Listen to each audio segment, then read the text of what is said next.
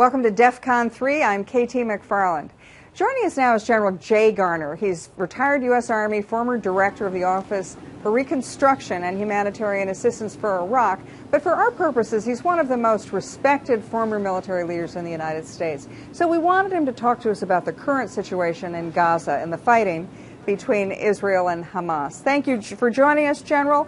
I've got to ask you, the Israelis and they seem to have discovered a whole lot of tunnels that Hamas has been digging under the border on its way into Israel, and Israel doesn't want to finish the job until the tunnels are taken care of. And at the same time, Hamas doesn't want to finish the job until they've changed public opinion. So tell me about the military aspect of this. Who wins? Can Hamas ever defeat Israel militarily?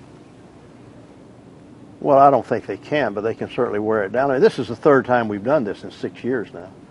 And this has been going on for, 11 or 12 days now. The problem with the tunnels, though, is that they can eliminate the tunnels that are at the borders and seal those. But once this is over, it's really easy to reconstruct those.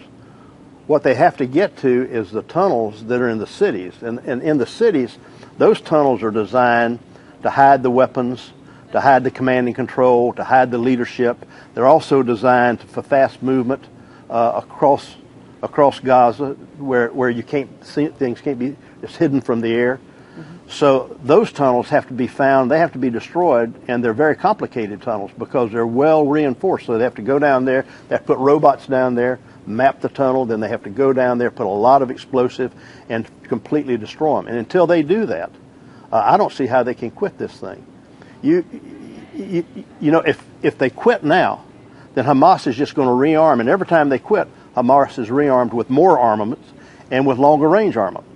And so that will just happen again. So I see the only solution for the Israelis to stay in this thing until they have completely eliminated the tunnels, they've destroyed those weapons, they've killed as many of the Hamas terrorists as they can, and they are able to demilitarize that zone. But then at the same time, you see the World Court of Public Opinion, and you see the Palestinians showing the civilian casualties, particularly the children.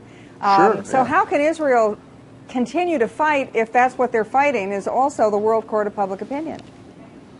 Well, they have to take a page out of Putin's book and just keep doing it. You know, the problem you have there is the median age in Gaza is 17 years old. So arithmetically, half the people you kill are going to be kids. And Hamas is using these people so the Israelis will kill them in order to influence public opinion. The Israelis have no choice. You know, 1,100 were killed in the first war, 1,100 civilians. I know it's about 800 now. But you look at it this way. Last year, in 2013, there were about 2,500 rockets, missiles, artillery, mortars fired into Israel from either Hamas in the south or Hezbollah in the north. Already, in these 11 days, there are almost 2,500 missiles. Now, you think of where you are right now. I'm here in Orlando. If we'd already taken 2,500 missiles in 11 days, certainly we'd retaliate and fight back. And they have to.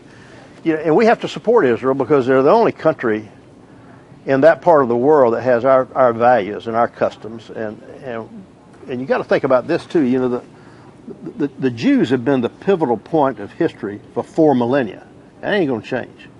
That ain't going to change. And they're an incredible race of people. They're 1% of the world's population, and they produced about 20% of the Nobel laureates. So we're dealing with an incredible population there that has our beliefs, our values, our goals, and we just need to back them and show them full support. And I know it's hard to do that when you see all the kids that are getting killed on TV, but in my judgment, it's not the Israelis that are killing them, it's Hamas that's killing them. And that's what we have to realize, point the finger at the ones that's doing it. You know, there's 1.6 or 7 or 8 million Palestinians in there. They could, I think, rise up, their leaders rise up and put a stop to Hamas. But that's not happening.